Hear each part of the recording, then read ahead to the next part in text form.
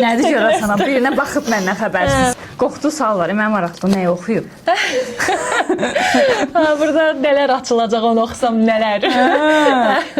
Uşaqlıq dövrünüzlə bağlı sizi təsirləndirən və travma kimi xatırladığınız hadisələr olubmu? Bəli, bizim çox işıqlı uşaqlardan biri olmuşam arkadaşlar, amma bunu izləyəcək, ailəm izləyəcək deyə çox detay verə bilmirəm, amma yəni təsdiqlənən bir uşaq olmamışam. Səbəbi də odur ki, çox hiperaktiv olmuşam, enerjimi yəni bölüşdürməyə bir yerlər tapmamışam. Nadinc, çox nadinc, çox hiperaktiv, yəni nəsə eləmək istəyir də, nəsə fərqlilik eləmək istəyir insan. Yəni dayanmır da yerində.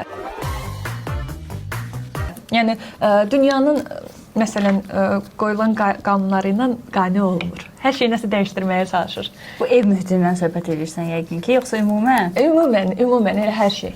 Bunda ailən dəstəkləməyib belə başa Bunda ailəm dəstəkləməyib, ona görə biraz travmalarım. Yəni bir uşağı misal üçün nə dəyişdirmək istəyər ki, standartlardan çıxıb ki, bunu ailən qəbul etməsin?